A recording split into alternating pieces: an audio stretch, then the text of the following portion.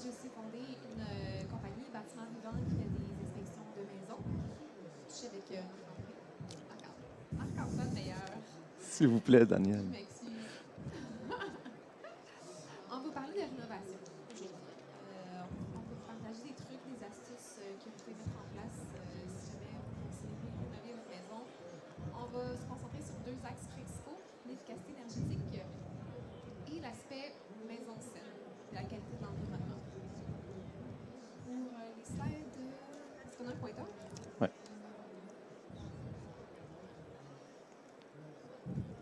Donc, on va regarder ensemble les grandes lignes du processus de rénovation écologique d'un bâtiment. Donc, pour la première étape, une des plus importantes, c'est vraiment déterminer les objectifs d'un projet. Ensuite, on va regarder un peu l'étendue de la situation, par où commencer, comment se faire un plan de match.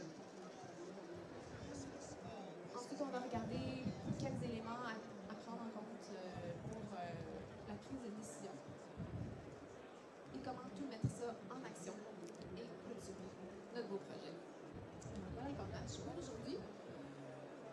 Déterminer les objectifs principaux du projet, c'est vraiment important parce que au début, bon, OK, peut-être qu'on veut améliorer, agrandir notre espace de vie, construire une extension. OK, on a un premier besoin. Ensuite, bon, OK, ben, si on est tant qu'à démolir un mur, on pourra faire ça. Donc, souvent, quand on rénove, ben, on ne rénove pas tous les jours, on le fait tous les ans. C'est des fenêtres d'opportunité. Si, par exemple, on doit changer le revêtement extérieur de la maison, ben, c'est peut-être une bonne idée d'isoler en même temps. Donc, quand on se met à rénover, c'est intéressant de prendre le temps de faire une petite pause. Puis, OK, ben moi, je veux faire ça, mais peut-être que ça serait un bon moment d'atteindre ça, ça et ça également. Parce que quand on fait une pierre de coups comme ça, on peut baisser les coûts finalement et atteindre plusieurs objectifs. Donc, on peut se questionner, est-ce que notre objectif, est-ce que notre objectif principal est d'améliorer la qualité de l'environnement? Peut-être que nous, on est malade, peut-être que les gens de notre famille, on est malade, puis on a fait un peu le tour au niveau de, de nos habitudes de vie, puis on réussit pas à trouver une façon de se débarrasser des symptômes ou des maladies qui nous embêtent. Bien, on ne pense pas nécessairement que le bâtiment peut pouvoir nous aider de recouvrir la santé.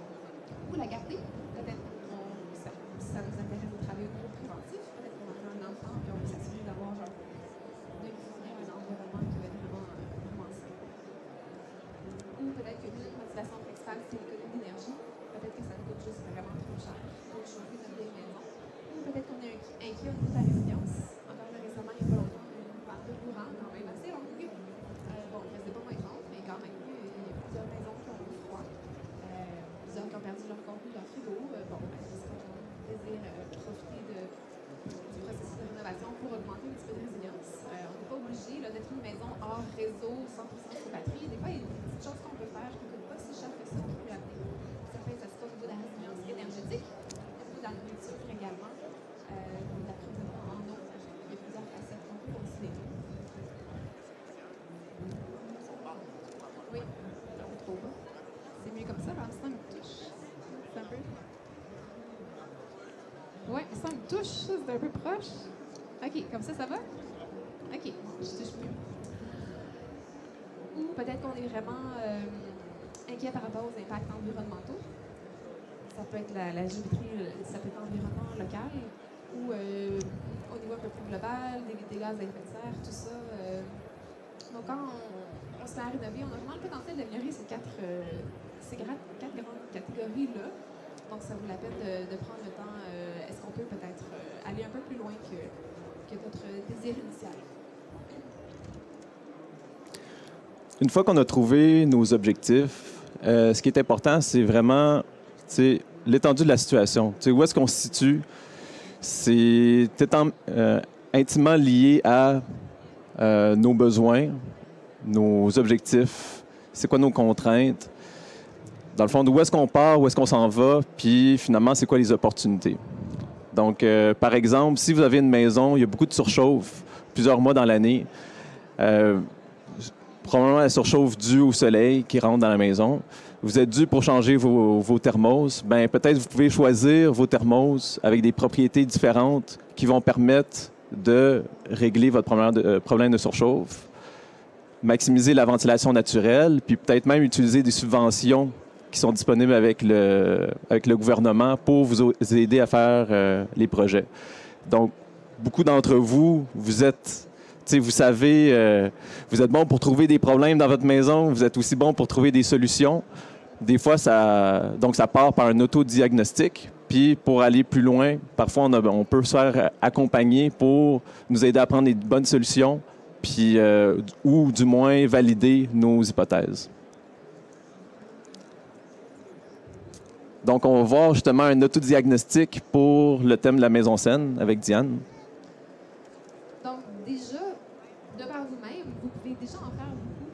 Maintenant, il y a une multitude d'informations qui existent disponibles sur les maisons saines, entre autres la revue de la maison du 21e siècle, qui est une source intéressante d'informations.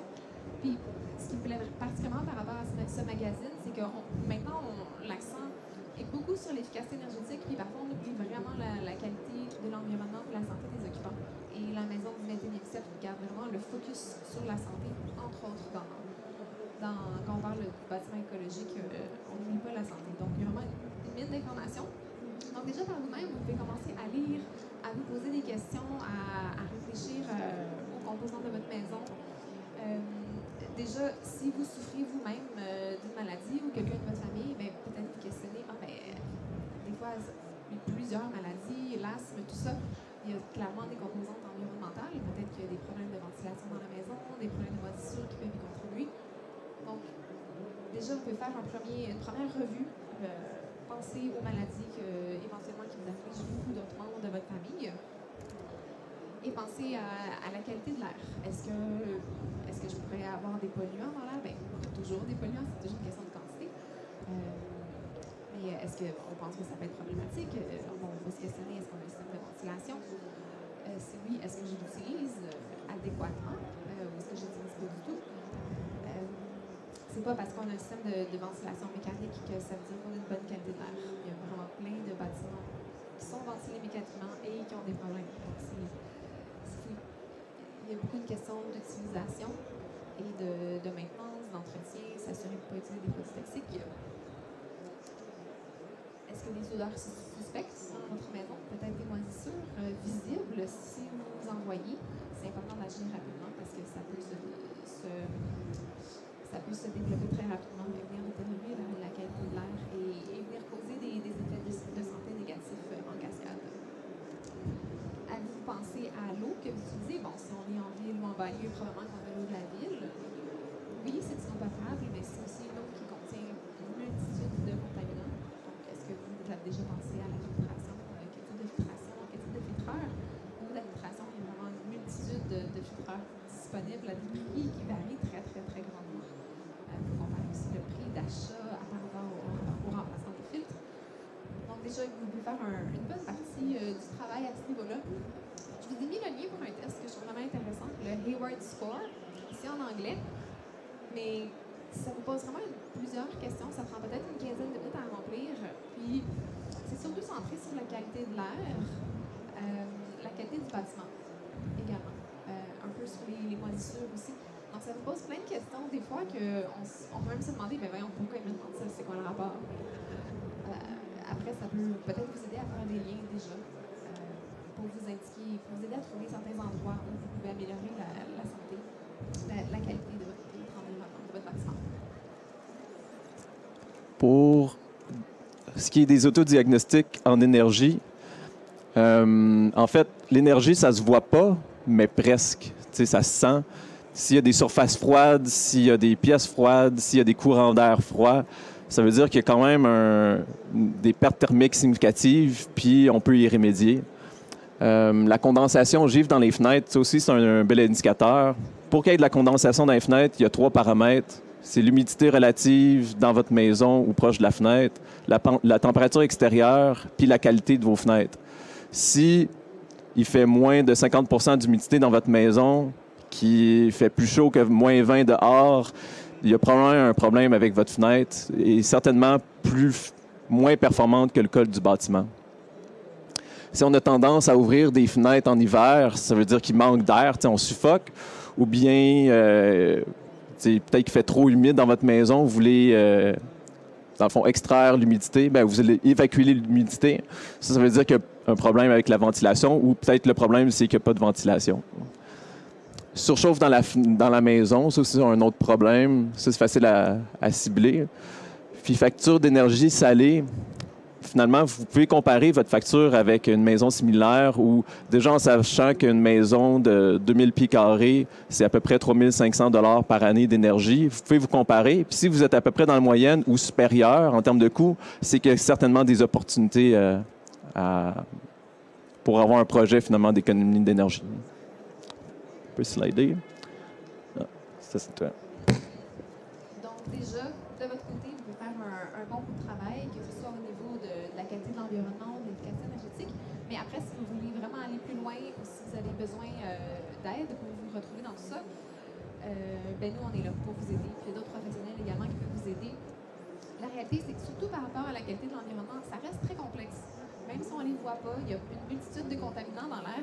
Là, l'idée, c'est pas de devenir hypochondriaque et de porter des masques à gaz dans la vie de tous les jours. Mais c'est peut-être une bonne idée de faire une pause une fois de temps en temps, ou surtout à un moment dans un processus de rénovation, pour se poser la question, OK, est-ce que j'ai un problème? Est-ce que j'ai déjà testé le radon dans ma maison? J'ai peut-être un problème d'émissions de formaldéhyde qui pourrait être émis. Les polluants peuvent être émis par le bâtiment lui-même, les murs, le plancher, la peinture, mais les meubles également, les objets qu'on entre dans la maison. Donc, c'est rapidement très, très complexe. Puis c'est aussi difficile de trouver les bonnes sources d'information. Parce que ça reste un domaine où les avis diffèrent beaucoup. Des fois, les gouvernements vont avoir certaines lignes directrices. Puis, il n'y a pas si longtemps, Santé Canada nous disait « Ah, le radon à 800 becquerels par mètre cube, ça va très bien. » Il y avait plein d'organismes qui disaient « Mais non, c'est beaucoup trop. » Puis là, bon, OK, après beaucoup d'insistance, le gouvernement finit par baisser ses lignes directrices à 200, ce qui est beaucoup plus raisonnable. Donc, il faut... ça reste un domaine qui est difficile de départager où se trouve la ligne, finalement, parce qu'il y a souvent plusieurs acteurs qui vont vous proposer différentes lignes directrices. Donc, si vous avez besoin d'aide pour aller analyser la qualité de l'environnement dans votre maison, dans votre bâtiment, nous, on peut arriver avec nos capteurs. On peut venir mesurer la température, l'humidité relative, le radon, le formaldéhyde, les composés volatiles organiques. Totaux, ça c'est une grande catégorie de gaz, dont le formaldéhyde en fait partie, en fait. Mais c'est une façon de mesurer, de donner une idée des polluants globaux dans l'air. On peut également mesurer le dioxyde de carbone, qui est un bon indicatif de la quantité de ventilation qu'on a dans notre bâtiment. Le monoxyde de carbone, qui lui peut être super dangereux si on a des appareils à combustion à la maison. J'espère que vous avez déjà votre détecteur. Également pour l'eau, on peut faire certains tests simples, puis en discutant avec vous, on peut évaluer si faire un test par un laboratoire serait nécessaire dans votre cas, afin de clarifier certaines choses. Peut-être que vous avez des entrées de canalisation en plomb. Montréal, on souffre beaucoup. Montréal maintenant est quand même très actif dans ce dossier actuellement. D'autres personnes qui sont sur la rive sud ou la rive nord, peut-être vivent dans une municipalité qui n'a pas encore pris acte par rapport au plomb. C'est un problème qu'il faut gérer. Par rapport aux ondes électromagnétiques, ça reste un domaine très difficile à saisir et à percevoir. Il y a différents types de pollution. On peut parler des champs magnétiques, des champs électriques, des radiofréquences comme le Wi-Fi, les téléphones cellulaires, Bluetooth. Maintenant, on vit dans un monde où il y a une panoplie d'objets soi-disant intelligents. J'aime pas beaucoup le mot parce que moi, souvent, les objets intelligents, je les trouve pas tant intelligents parce que fort souvent maintenant, tout ce qui est Bluetooth, eux, ils vont émettre un rayonnement 100% du temps, qu'on utilise l'objet ou non. Par rapport à une bonne vieille télécommande infrarouge, tu appuies un bouton, il y a un signal qui se passe. OK, mais quand tu appuies pas sur le bouton, il n'y a rien qui se passe. Mais il y a plein d'appareils que c'est pas comme ça que ça marche. Eux sont tout le temps on, tout le temps en train d'émettre, puis ça nous expose à une pollution ambiante qui peut très rapidement s'additionner si on n'a pas cette conscience-là de réfléchir à quels objets qu'on utilise. Donc, on peut venir avec les capteurs, vraiment vous aider à identifier les objets qui émettent, ou des fois, ça peut être des problèmes de filage dans les murs, où là, il faut travailler avec un électricien pour trouver la source de l'erreur et la corriger. Donc, être rapidement assez complexe. C'est très utile d'avoir de l'aide de professionnels pour vous accompagner dans ces cheminements-là. Également par rapport à la qualité du bâtiment, est-ce que c'est de la moisissure visible? Bon, déjà, on sait qu'il y a un problème, mais des fois, c'est une odeur suspecte, mais on ne voit rien visuellement, puis on a un petit peu de difficulté à trouver. Fait que des fois, c'est assez rapidement un jeu, un peu de Sherlock Holmes, de trouver où se trouve le bobo. Donc, on peut vous accompagner là-dedans, puis évaluer si c'est nécessaire de faire des tests de laboratoire de plomb ou d'amiante pour avoir le cœur net pour certains matériaux qui peuvent nous sembler suspects. Si jamais il y en a qui habitent loin, bon, le Alt, on a des bureaux à Montréal, à Saint-Adrien, en Estrie, proche de Victoriaville. Si vous habitez en Gaspésie, sur la Côte-Nord, pour se rendre sur place, ce serait un peu compliqué. On peut aussi offrir un service d'accompagnement à distance. Pour les maisons neuves aussi, on peut faire beaucoup de choses sur papier. Et même pour les ondes électromagnétiques, on peut vous conseiller l'achat de certains produits. Et dans ce cas-là, vous faites les mesures vous-même et nous, on regarde les résultats ensemble et on vous propose des stratégies de remédiation. Ou surtout pour le design pour maison neuve, ce qu'on fait pour une rénovation, pour des clients qui sont sensibles au niveau des moisissures, des ondes ou des produits chimiques, on peut vraiment les aider à sélectionner tel produit. On vit dans un monde maintenant de plus en plus de produits qui se proclament verts. C'est bien, on peut voir que la conscience, en quelque sorte, il y a de plus en plus de compagnies qui semblent se développer une conscience écologique, mais il faut être de plus en plus éveillé, parce que c'est pas parce qu'un produit qui dit qu'il est vert qu'il est vert. De la mousse de polyuréthane qui contient 57% de soya recyclé OGM. Il faut garder l'esprit critique. Donc, nous, on est vraiment là pour vous épauler. Il faut aller regarder vraiment. À chaque fois, on se base sur c'est quoi la liste des ingrédients. Après, quels sont les effets de ces produits chimiques-là sur le corps humain. Puis, est-ce qu'il y a des alternatives qui ne pourraient pas être mieux? Donc, c'est le genre d'aide que vous pouvez aller chercher. Pour ce qui est des diagnostics spécialisés en énergie, donc, en fait, un des outils principaux qu'un spécialiste va faire, c'est faire un audit énergétique. Ça peut être de niveau 1 à niveau 3. Le niveau 1, c'est généralement plus une inspection visuelle, puis il va vous questionner, vous autres, vous qui connaissez votre bâtiment, connaissez les symptômes, ainsi de suite, vos diagnostics. La différence avec le niveau 2 et 3, c'est que ça vient généralement avec une modélisation énergétique. Donc, on va vraiment prendre on va prendre les caractéristiques de votre maison, des équipements, ainsi de suite, pour être capable de modéliser, puis de bien comprendre c'est quoi le bilan énergétique de votre résidence, puis de quantifier des projets d'efficacité énergétique. Puis le niveau 3, c'est on peut vraiment faire de l'optimisation. Fait qu'on a des logiciels plus détaillés. On peut se fixer finalement ensemble un objectif soit de réduction d'énergie ou bien de réduction de gaz à effet de serre ou bien d'optimisation financière, puis vraiment travailler ensemble pour atteindre vos objectifs. Réno Climat, c'est vraiment un incontournable lorsqu'on parle de rénovation écologique parce que déjà, a priori, l'audit niveau 1 et 2 est gratuit.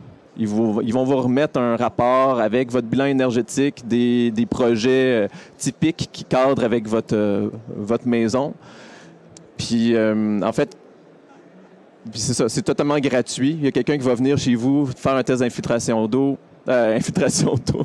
Un beau lapsus, un test d'étanchéité.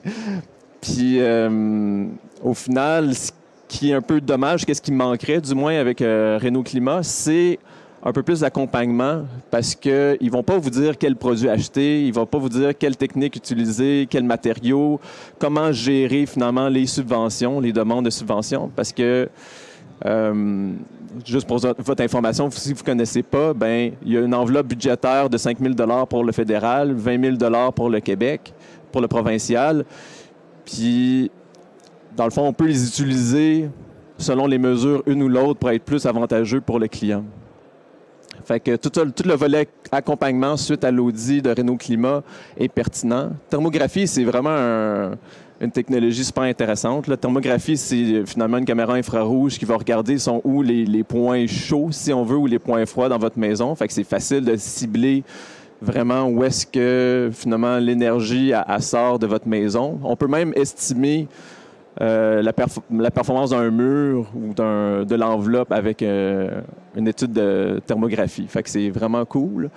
L'instrumentation, ça, on utilise beaucoup, finalement, c'est les collectes de données. Fait qu'on va mettre des sondes soit de courant au niveau des disjoncteurs, fait que des courants électriques ou des sondes de température-humidité. Puis ça, quand on a un bâtiment assez complexe ou on a un bâtiment qui veut vraiment atteindre des cibles faibles en termes d'efficacité énergétique, ça nous permet de mieux comprendre le bâtiment, les nuances, les profils d'utilisation, puis faire des recommandations pas mal plus précises.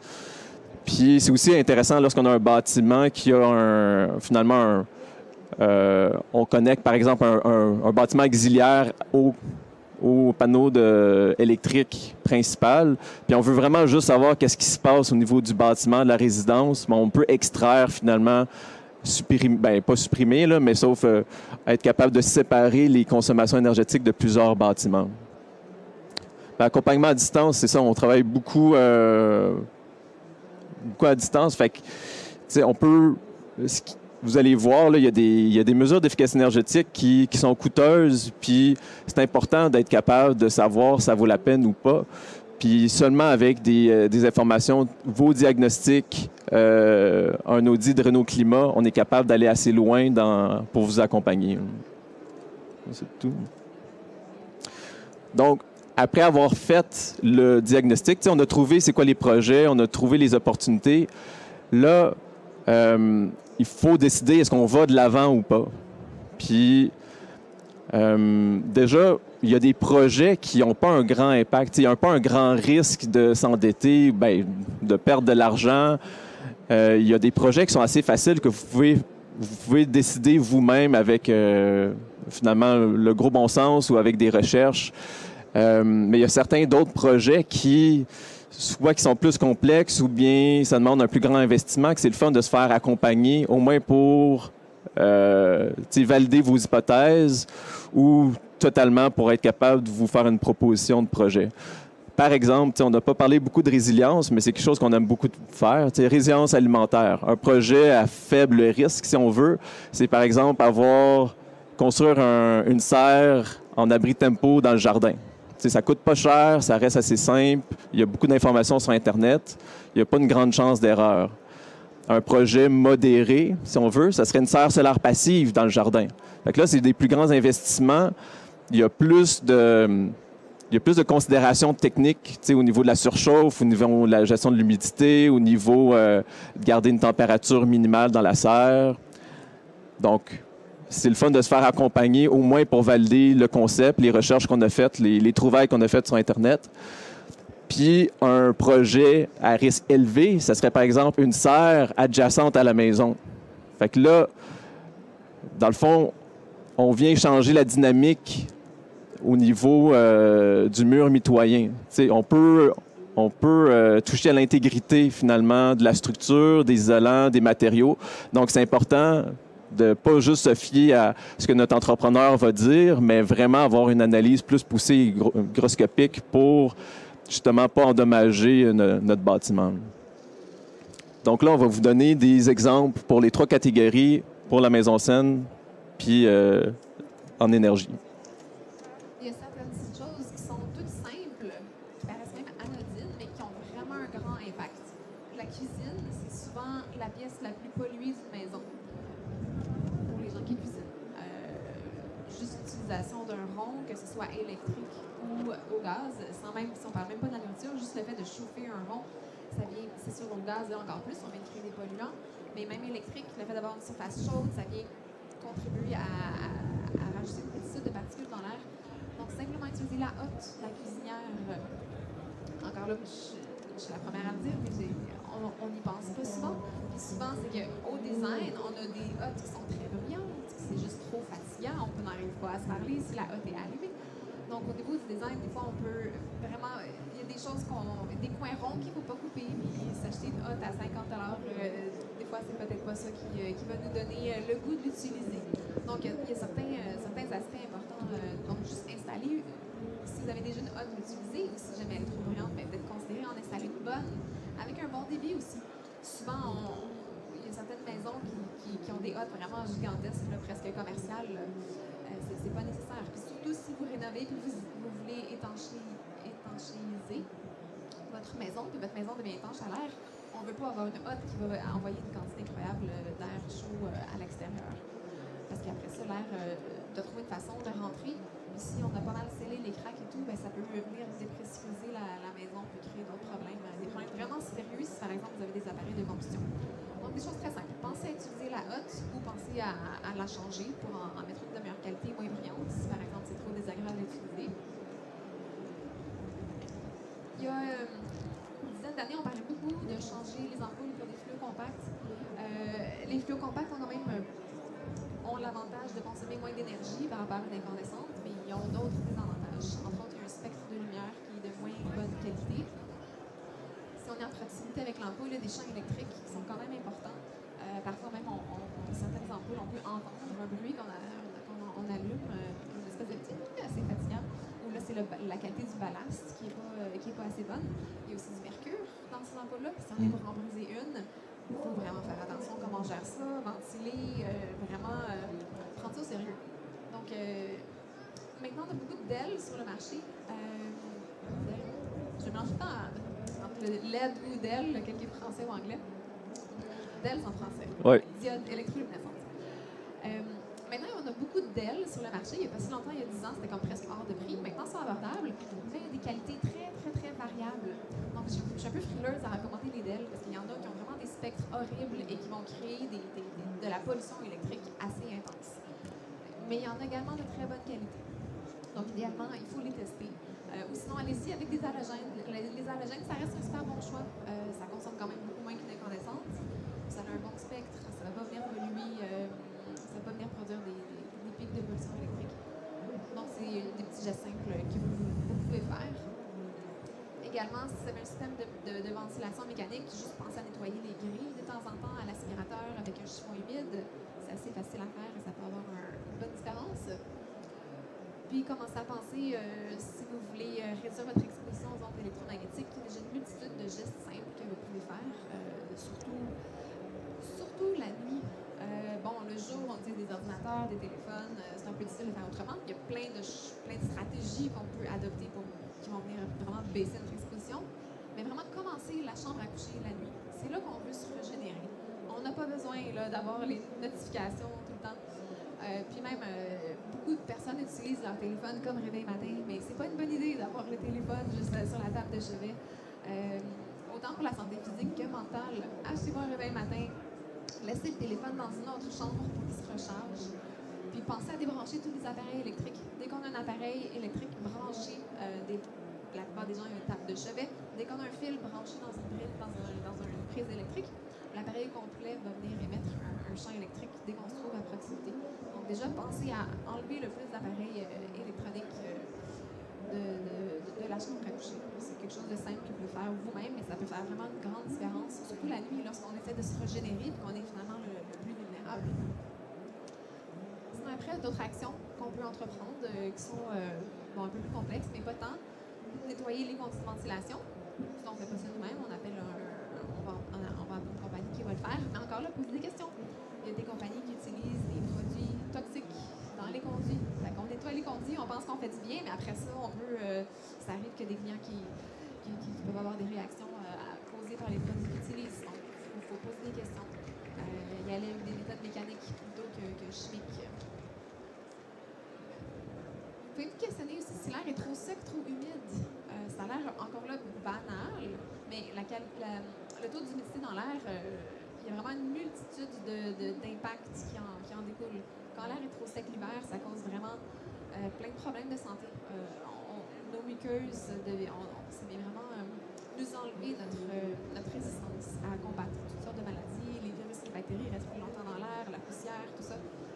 Donc vraiment l'hiver, faire attention à ce que notre maison ne soit pas trop sèche. C'est sûr, on peut humidifier et déshumidifier, mais ça, moi, c'est un peu comme mes dernières solutions sur la liste. Avant, il y en a comme plein d'autres. C'est pour se questionner par rapport à la ventilation. Si c'est trop humide, souvent, ventiler plus, ça aide. Si c'est trop sec, peut-être qu'on ventile trop. On peut penser aux plantes, on peut penser à des matériaux aussi qui peuvent absorber et réémettre la vapeur d'eau. Donc, il y a plein de stratégies qu'on peut considérer. Après, si vous voulez aller une coche de plus par rapport à réduire votre exposition au champ électromagnétique, c'est probablement une bonne idée de regarder votre station de bureau. Pensez à utiliser, c'est sûr, si vous êtes sur le Wi-Fi avec un laptop sur vos genoux, c'est vraiment pas la meilleure solution. Donc, avoir une station de travail, un moniteur, si on a un laptop, s'arranger pour avoir un clavier, une souris externe, un moniteur, un fil Ethernet c'est beau avoir le fil Ethernet, mais après ça, il faut penser à mettre le Wi-Fi à off sur l'ordinateur. Parce qu'on a beau avoir le fil, si on n'a pas désactivé l'ordinateur continue à y mettre. Donc, plein de petits trucs comme ça. Pensez à essayer de garder les rallonges, tous les fils électriques à une bonne distance de soi. S'ils sont collés sur nos genoux, c'est vraiment pas le même impact que si on réussit à aller chercher 1 mètre ou 2 entre nous et le fil. Donc, c'est de voir un petit peu notre station de bureau, qu'est-ce qu'on peut améliorer. Toujours utiliser le plus possible des prises électriques qui sont groundées avec les 3 pins. Quand ils ne sont pas groundés, c'est une source de champ électrique supplémentaire. Par rapport à la filtration de l'eau, également, si vous ne filtrez pas votre eau, vous devriez. Que votre eau vienne de l'aqueduc ou d'un puits, il y a toujours certains contaminants qu'on veut enlever dans l'eau. Donc, ce serait une bonne idée si vous voulez, si vous cherchez à créer toutes les conditions optimales pour supporter votre santé. Puis finalement, si vous voulez aller vraiment plus loin, là, faire une visite holistique. On va venir évaluer à la fois le bâtiment, la qualité de l'air, la qualité de l'eau, et puis vous proposer tout plein de solutions. Comme ça, vous serez bien équipé pour décider ce que vous désirez implémenter dans votre vie. C'est un bel anglicisme implémenté. Donc, prise de décision en énergie. Donc, les projets qui sont assez faciles à implanter, remplacer les lumières par des LED de bonne qualité. Mais, dans le fond, isolation du grenier en cellulose en vrac, c'est quelque chose, surtout avec les subventions, il y a une belle rentabilité. Là, on n'a pas besoin de se poser trop la question. Si vous avez un grenier puis vous êtes isolé avec la cellulose, c'est un peu un no-brainer.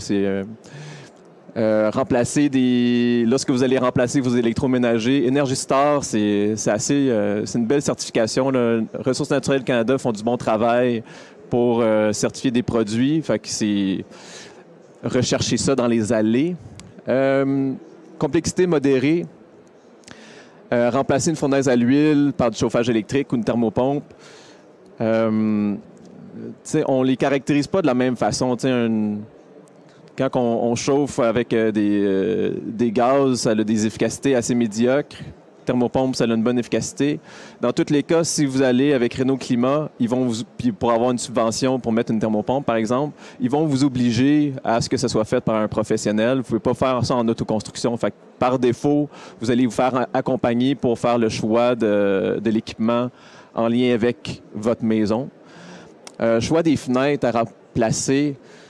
Je dis toujours que, dans le fond, chaque maison a sa recette de fenêtres. Parce qu'en fonction de la quantité de fenêtres, l'exposition, si on veut maximiser l'efficacité énergétique, donc le solaire passif, puis la performance, puis minimiser la surchauffe, on peut vraiment choisir les fenêtres avec les propriétés propres à notre maison. Puis ça, avec des simulations énergétiques, on peut vraiment, ou notre expérience, on peut vraiment vous aider à choisir les fenêtres en conséquence. Gestion de la surchauffe, même chose. S'il y a des rénovations majeures, on peut rajouter de la masse, on peut rajouter des ombrières, puis maximiser la ventilation naturelle. Il y a différents types de ventilation naturelle, fait que c'est le fun de les combiner pour être vraiment résilient. Par exemple, en canicule, ils ne ventent pas. L'air, elle stagne. Donc, on ne peut pas se fier sur la ventilation naturelle transversale. Il faut vraiment utiliser l'effet cheminée pour ventiler. La complexité élevée, c'est dès qu'on vient toucher vraiment à faire des ajouts, soit à l'isolation ou bien toucher à la structure du bâtiment, c'est assez touchy. Là. Je parle comme un ingénieur parce que je suis un ingénieur, mais au final, On a vu des projets, là, des particuliers ont rajouté de l'isolant à l'extérieur du bâtiment, puis ça a vraiment pourri l'intégrité de la structure. Donc, lorsqu'on fait des ajouts à l'enveloppe, c'est le fun d'être... c'est important de se faire conseiller, pas nécessairement par le charpentier, mais encore là, par un professionnel, là. OK. Pour la prise de décision, dans certains cas, on va aller plus loin, on va avoir une meilleure certitude. Puis nous, notre job, c'est de vous encourager à faire un projet si on pense que ça vaut la peine pour vous, puis vous déconseiller de faire un projet lorsqu'on pense que ça vaut pas la peine pour vous.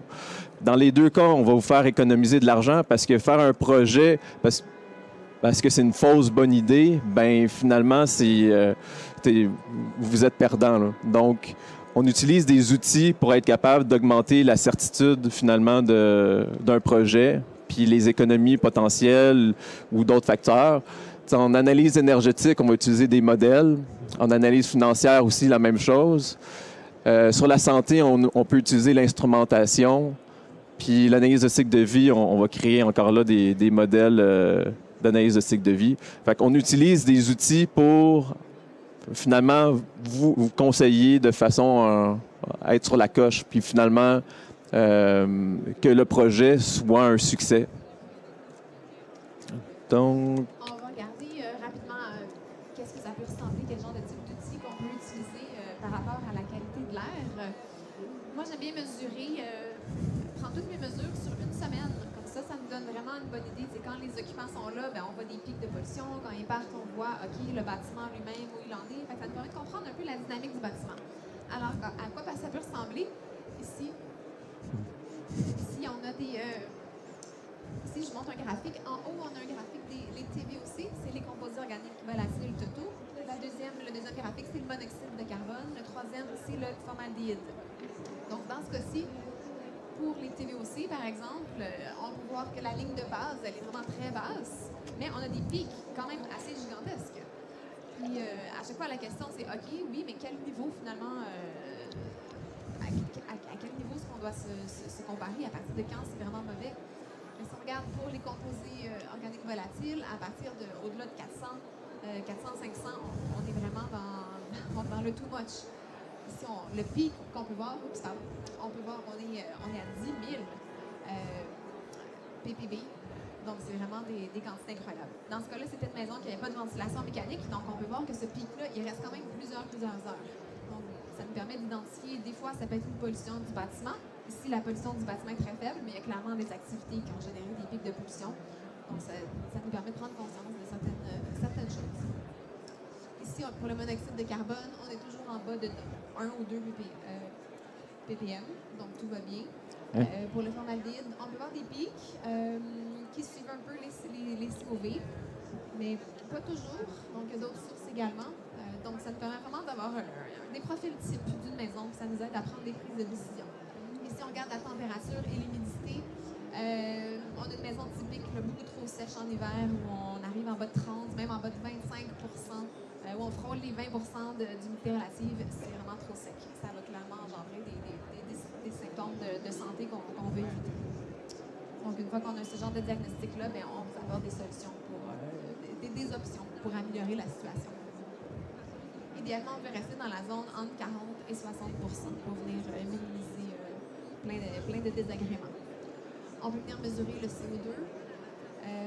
Encore là, on vous aide à comprendre tout ça. Ici, on a un CO2 qui varie entre 500 et 1000 environ. Donc, pas de quoi s'énerver. Bon, ça ici, les lignes directrices que je vous présente, c'est les lignes directrices de la Biobiologie, qui est un organisme initialement fondé en Allemagne. Maintenant, il y a des instituts, une douzaine d'instituts dans le monde. Ça, c'est les lignes directrices qui viennent des États-Unis. J'aime bien, avec leurs 4 catégories, ça nous permet vraiment de protéger. Pour les personnes sensibles, on veut vraiment essayer d'être dans la catégorie verte sans danger. Puis pour les autres, on va essayer pour la population générale, si on est dans la catégorie jaune, orange, souvent c'est pas trop pire, mais ça nous permet d'avoir un peu, au lieu d'avoir juste une ligne, mais ça nous permet de comprendre un peu plus là, les risques. Ça nous permet de nous aider à essayer de viser quel objectif, où on veut se situer. On a parlé de serre tout à l'heure. Si on met à construire une serre sur un mur extérieur d'une maison, on vient complètement changer le profil d'humidité. Finalement, la partie la plus humide va se retrouver à être à l'extérieur. Si on a un pare-vapeur à l'intérieur, ça va causer des problèmes. Donc, on peut faire des analyses hygrothermiques, on analyse tous les matériaux, on fait des belles courbes de température et d'humidité relative sur le temps, on analyse ça avec vous, puis on arrive avec des solutions très concrètes pour vous outils là-dedans. Également pour des projets déjà construits. Des fois, on a construit, des fois, on l'a fait, la serre, ou des fois, il y a des problèmes, on ne sait pas quoi. On peut arriver avec nos capteurs, mesurer la teneur en eau d'un bâtiment et évaluer est-ce qu'on a un problème, oui, non, d'où le problème vient, quelle est la solution. Donc, je vais vous donner 3 exemples de projets d'efficacité énergétique, quand même assez classiques, répandus. Puis notre modèle de référence, ça va être une maison de 2000 pieds carrés chauffée au gaz. Fait que je vais pas Par rigueur scientifique, voici les hypothèses. Je vais passer rapidement sur la prochaine slide. Donc, la première mesure est super simple à comprendre. C'est finalement mettre des thermostats programmables pour que, finalement, la nuit, la température de la maison chute à 19 degrés. Puis lorsque la maison est inoccupée le jour. Donc, le graphique qu'on voit à droite, le vert commence à moins 300 $ parce que c'est le coût de la mesure. On a les thermostats qui ont coûté 350 $. On a 50 $ de subvention avec le fédéral. Et les économies d'argent liées au chauffage par année, c'est grosso modo 250 $. Puis, ce qu'on voit, c'est que c'est cumulatif. Donc, à chaque année, on sauve 250 $. C'est pour ça qu'à peu près à 1 an, on a repayé notre investissement. Et après 10 ans, ben, on a fait 2600 $ d'économie en chauffage. Fait que c'est pas banal, c'est super simple, puis on a sauvé 6 tonnes de CO2 par la même occasion. Fait que c'est génial. Deuxième mesure, isolation du grenier. Donc, passer de R21 à R50, ça, c'est finalement des R, c'est la résistance thermique, là. Fait que plus que le R est élevé, plus qu'on réduit les pertes de chaleur. Donc, passer de R21 à R50, ça nous permet, on a un investissement d'autour de 1000 $ pour le projet. On a des économies similaires à le thermostat programmable, fait qu'autour de 250 $ par année, ce qui nous amène à 20 ans avec des économies, des profits finalement d'autour de 5000 $, puis un retour sur investissement un peu plus. Là, la subvention n'est pas de 1000 $. Bref. Fait qu'un retour sur investissement à peu près de 6 ans, puis 12 tonnes de CO2 pour l'étendue du projet, donc sur 20 ans. Puis le troisième projet, thermopompe RR.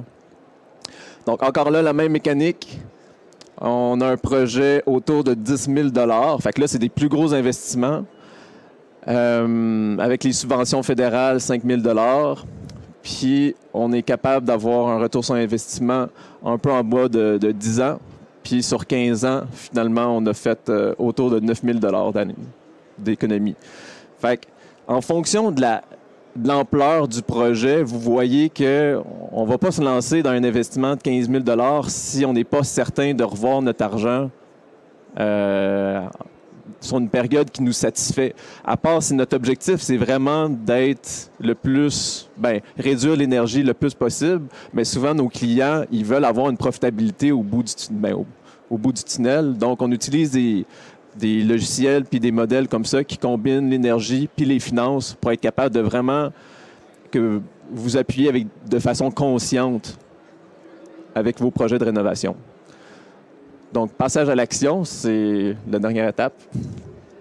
Avant-dernière étape. Le point le plus important, c'est vraiment de vous impliquer dans le projet. Ça prend du temps, faut investir beaucoup d'énergie dans ça. Donc, peut-être se poser la question, est-ce que c'est vraiment le bon moment d'entamer ce projet-là? Peut-être que la réponse est non, peut-être que ça peut engendrer trop de stress lorsque les autres aspects de votre vie. Donc, assurez-vous Puis si c'est oui, allez-y, mettez le temps là-dessus, impliquez-vous, allez bien vous entourer. Comme ça, tout ça va se passer. Des fois, oui, il faut payer un peu, mais en bout de ligne, ça peut venir nous faire économiser beaucoup d'argent si on prend une meilleure décision.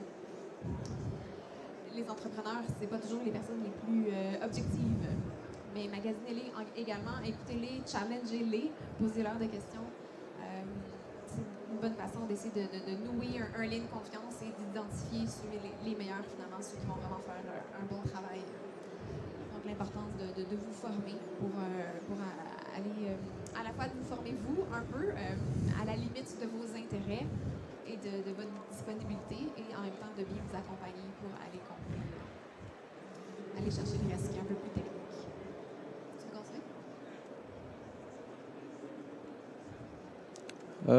Non, je pense qu'on va rapper avec la dernière slide. Donc, à la clôture du projet, c'est important de se faire un bilan parce que sûrement que ça va être pas votre dernier projet de rénovation. Vous allez en avoir d'autres. Fait que les bons coups, les garder, puis essayer de mitiger les choses c'est ça. S'assurer de s'améliorer. Lorsqu'on s'est fixé des objectifs très précis, c'est intéressant de voir si on les a atteints dans le temps. Fait que si c'est en lien avec les pharmacoïdes ou bien les COV ou si c'est en lien avec l'énergie, bien, c'est intéressant de voir, OK, est-ce qu'on a atteint nos objectifs? On les a-tu surpassés? Puis si on les a pas atteints, pourquoi? Puis finalement, si on s'est développé des bonnes habitudes pour être capable de, par exemple, réduire notre consommation d'eau chaude pendant notre année de référence, ben les garder. C'est important de pas juste... finalement, on a pris ces habitudes-là pour une raison, pour atteindre nos objectifs. Donc, le mieux, c'est de les conserver. Puis, finalement, ALT, juste en quelques mots, ALT, c'est une coopérative. Donc, on est la seule coopérative d'ingénierie au Québec. On est la première également. Puis, finalement, on a 14 membres ingénieurs qui vous accompagnent pour faire des projets de qualité, puis pour atteindre vos objectifs. L'humain, c'est vraiment notre priorité. Donc, c'est pour ça qu'on a fait une coopérative, parce que c'est important pour nous, nos membres travailleurs, mais c'est important pour nous aussi d'avoir un impact positif sur l'environnement puis votre bien-être à la maison. On spécialise dans le résidentiel, multilogement et les serres. On est vraiment des passionnés, comme vous pouvez voir. Puis on est assez... on est beaucoup dans les détails. Fait que ça nous permet d'avoir une vue holistique sur vos projets. Donc, on fait plusieurs trucs, dont de la formation. Fait que si vous êtes intéressé, dans le fond, que ce soit en lien avec le bâtiment ou en lien avec la qualité de l'environnement, suivez-nous sur Facebook, puis vous allez être au courant de nos formations qu'on donne ponctuellement. Donc, sur ça, j'espère que vous avez appris quelque chose et je vous souhaite une bonne foire. Je pense qu'on a des temps pour, un peu de temps pour des questions. Oui? Oui. Il y a un micro-chroneur qui s'en vient. Si jamais on peut vous aider un peu plus. Oui? Le micro s'en vient, je pense. Ah, il s'en vient. Oui. Oui. Allô? Allô? Allô? Je pense que ça marche. Allô? Oui. Oh. J'ai une maison centenaire qui n'était pas conçue avec l'environnement en vue. Et il y a des pignons très hauts qui descendent très bas. Et entre la partie qui est très bas et le plafond, c'est épais comme ça. Il n'y a pas de place pour l'isolation. Alors, je ne sais pas quoi faire avec ça. Fait que c'est au niveau de votre toiture. Vous dites qu'il n'y a pas beaucoup d'insolation au niveau de la toiture? L'entretoit est plein d'isolation, mais où les pignons descendent, l'espace entre le plafond et le toit est épais comme ça. Okay. Il n'y a pas de place pour l'isolation. Alors, je ne peux pas refaire la maison. Est-ce qu'il y a une bonne hauteur de plafond à l'étage? Des fois, on pourrait se permettre de rajouter un panneau isolant, un pouce ou deux, mais il faut que la pièce soit quand même assez grande. Dans la place principale de la maison, il y a à peu près 20, 21, je ne sais pas. Mais dans les coins où les pignons descendent, j'ai aucune insulation. Ouais. Et il y a toujours de la glace qui accumule sur l'extérieur parce que l'air chaud échappe. Ça, c'est un cas, ça serait intéressant de prendre. J'aimerais ça voir une photo avec une caméra thermique quand il fait un bon -30. Ça nous permettrait de comprendre, de visualiser l'ampleur du pont thermique, voir à quel point c'est un gros problème ou pas. Puis après ça, nous, on est une boîte d'ingénierie qui aime vraiment. On aime ça penser à l'extérieur de la boîte. Donc, là, déjà, je pense, peut-être qu'on pourrait utiliser un revêtement à faible émissivité sur le toit, juste à l'endroit du pignon, ou essayer de mettre. Quand on parle de bris thermiques, souvent, c'est plus sur le mur qu'on les met. Mais des fois, juste mettre un R4 sur le plafond, ça peut venir vraiment couper le pont thermique s'il y en a. Sur le plafond? Oui, carrément. Parce que quand on isole, c'est un peu. Quand le graphique typique qu'on montre par rapport à la quantité d'isolation qu'on rajoute, le premier pouce d'isolant, c'est lui qui vient déjà faire la plus grosse différence. À chaque fois qu'on rajoute un pouce de plus, on a un peu une courbe qui diminue comme ça. Si on passe de R20 à R30, les économies d'énergie, ils continuent à être là. Mais au début, dès le premier pouce qu'on fait, ça vient. Même s'il n'y a pas beaucoup d'espace peut-être dans notre toit, à ce moment-là, il y a des panneaux, par exemple, en fibre de bois écologique qu'on pourrait installer. C'est assez, le plafond. c'est assez mince que je ne peux pas même voir avec mes yeux la distance entre le toit et le plafond. Ouais. Ça, c'est des cas un peu plus particuliers où là, ça serait intéressant de venir faire une visite sur place puis de brainstormer, c'est trouver des idées.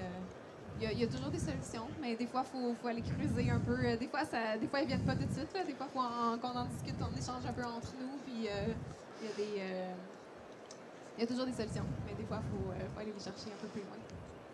Ouais. Si vous voulez, on a notre kiosque là. Ouais, on peut. On pourra peut-être en rediscuter un peu plus tout à l'heure dans l'après-midi, si vous voulez. Est-ce qu'on a le temps pour une autre question?